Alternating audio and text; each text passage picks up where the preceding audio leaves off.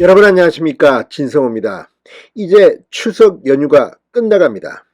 자, 이번 주 내일부터 워킹데이가 시작되는 이번 주는 국민의힘에게 굉장히 중요한 시간입니다. 자, 내일 모레입니다. 14일에는 이준석 전 대표가 제기한 이 새 비대위와 관련한 가처분 신청에 대한 심리가 열립니다. 또 16일에는 이준석 전 대표가 경찰의 소환조사를 받습니다. 자, 14일 열리는 이 비상대책위원회 효력정지 가처분 신문. 지금은 이 전국위원회의 효력정지라든지 이 주호영 전 비대위원장 외에 비대위원들에 대한 효력정지 가처분 신문입니다. 그렇지만 여기에 이준석 전 대표가 낸 새 비대위의 효력정지, 이것도 함께 진행될 가능성도 있습니다.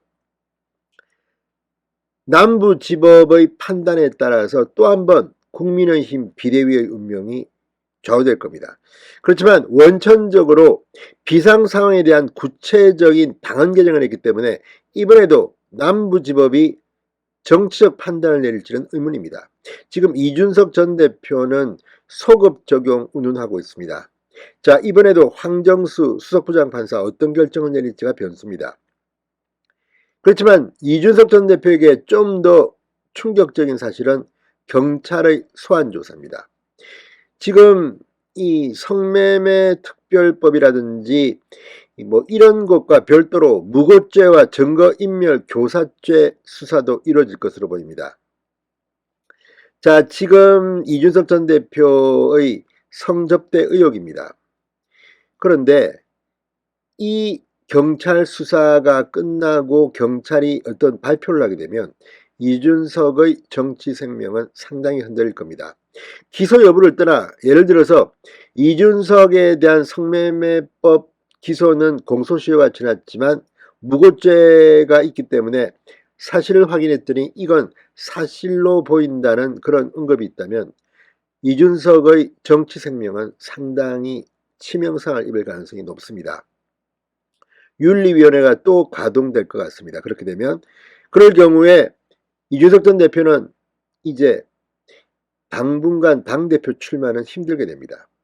자, 이런 것들이 지금 쌓여서 이번 주 국민의힘의 큰 방향에 상당한 중요한 시간이 될 것으로 보입니다. 자, 이런 가운데 새 비대위원장을 맡은 정진석 국회 부의장이 오늘 이 당직자와의 간담회를 끝내고 본인의 입장을 밝혔습니다. 일단 국회 부의장직은 내려놓겠다고 했습니다. 비대위원장을 하게 되면 국회 부의장직을 두게 한다는 것은 아니라는 겁니다. 이건 지금 정청래 더불어민주당 최고위원이 최고위원직을 맡으면서 과방위원장을 맡는 데 대한 압력일 수도 있습니다. 그런데 문제는 14일 법원 결정에 따라서 새 비대위원장도 활동이 힘들어지면 그때는 국회 부위원장을 내려놓을 필요도 없겠죠. 아무튼 지금 상당히 중요한 한 주가 내일부터 시작됩니다. 정진석 신임 비대위원장은 비대위원들을 어떻게 구성할까요? 이미 상당히 많은 사람들에게 오퍼를 냈습니다. 그런데 최재형, 유이동, 윤희숙 등등은 거절했다는 보도가 나오고 있습니다. 자, 그렇게 되면 정진석 신임 비대위원장은 원외 인사들을 대거 비대위원으로 지명할 것으로 보입니다. 지금 국민의힘은 어떻게 돌아가고 있을까요? 이번 주는 분명 국민의힘에는 운명의 한 주가 시작되는 것으로 보입니다. 진성호의 직설 시작합니다. 방송에 앞서 아직 진성호 방송의 구독자가 아니신 분은 붉은색 구독 버튼 눌러주십시오. 더 좋은 방송으로 보답하겠습니다. 자, 이번 주가 국민의힘 갈등 수습의 분수령이 될 것 같습니다. 14일 이준석 전 대표가 낸 이 비상대책위원회 효력정지 가처분 신문이 열리고 이틀 뒤에는 이준석 전 대표가 성접대 의혹과 관련해서 처음으로 경찰 소환조사를 받습니다. 두 사건의 결과에 따라 집권여당 국민의힘의 운명이 결정될 것으로 보입니다.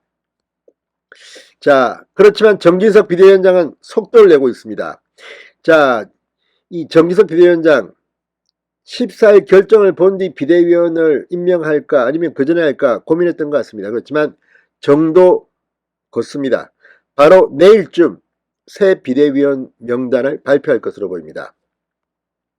자, 정진석 위원장 회의 뒤 기자들과 만나 법원의 판단을 보고 비대위를 구성하는 게 오히려 더 안정적이지 않냐는 의견도 있었지만 판단이 언제 내려질지도 모르기 때문에 만약 공백 상태로 갈 수는 없다. 차기 원내대표 선출 일정을 예정대로 진행하기 위해서라도 비대위 구성을 서둘러야겠다는 결론에 도달했다고 밝혔습니다. 국민의힘은 사퇴 의사를 밝힌 권성동 원내대표의 후임 원내대표를 19일, 빠르면 19일 선출할 예정입니다. 이에 따라 국민의힘은 이르면 13일 정 위원장과 함께 당을 이끈 새 비대위원 인선을 발표하고 곧바로 상임정국위원회를 열어 비대위 구성을 마무리 짓겠다는 계획입니다. 비대위원장, 원내대표, 정책위의장 등 당연직 3명을 포함해 원내외 인사 9명 내지 10명으로 구성될 것으로 보입니다. 자, 아무튼 지금 이 주호영 비대위 참여 인사들은 일단 비대위에서 제외될 것으로 보입니다. 새롭게 당을 이끌게 된 정진석 위원장은 12월까지가 임기인 국회 부의장직도 내려놓기로 했습니다. 사퇴 시점과 관련해 정 위원장은 동아일보와의 통화에서 후임 부의장을 선출한다면 새 원내대표와 상의해야 할 것이다.